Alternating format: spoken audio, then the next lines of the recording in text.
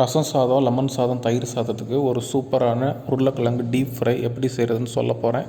அதே மாதிரி இதோட டேஸ்ட்டை கூட்டுறதுக்காக ஒரு பொருள் சேர்க்க போகிறேன். அது என்ன அப்படிங்கிறத சொல்கிறேன், வாங்க பார்க்கலாம்.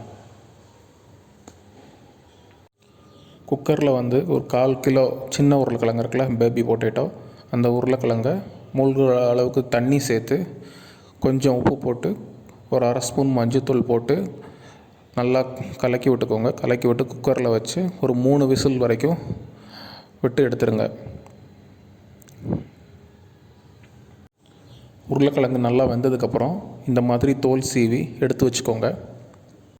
இப்போ ஒரு இரும்பு கடாயில் ஒரு 2 ஸ்பூன் எண்ணெய் ஊற்றிக்கோங்க. எண்ணெய் ஊற்றிட்டு ஒரு 1/2 ஸ்பூன் மஞ்சத்தூள், 1/2 ஸ்பூன் மிளகாத்தூள் சேர்த்து தீயை சிம்மில் வச்சு எண்ணெயில் நல்லா ஃப்ரை பண்ணிக்கோங்க. கருகாத அளவுக்கு ஃப்ரை பண்ணதுக்கப்புறம் வேக வச்ச உருளைக்கிழங்கை எடுத்து போட்டு அதையும் நல்லா மசாலா எல்லா இடத்துலையும் படுற மாதிரி நல்லா ஃப்ரை பண்ணிக்கோங்க.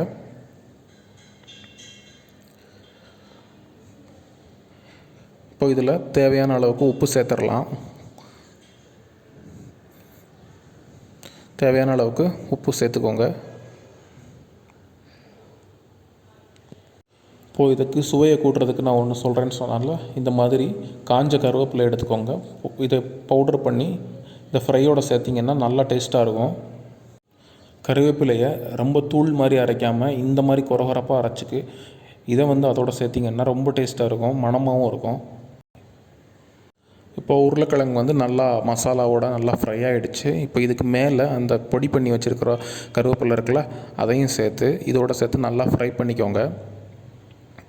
எப்போயுமே ஃப்ரை பண்ணும்போது சிம்மில் வச்சு ஃப்ரை பண்ணுங்கள். அப்போ தான் தீஞ்சு போகாமல் மசாலா கருவேப்பிலையெல்லாம் தீஞ்சு போகாமல் இருக்கும். ஸோ இதை சிம்மில் வச்சு நல்லா ஃப்ரை பண்ணிக்கோங்க.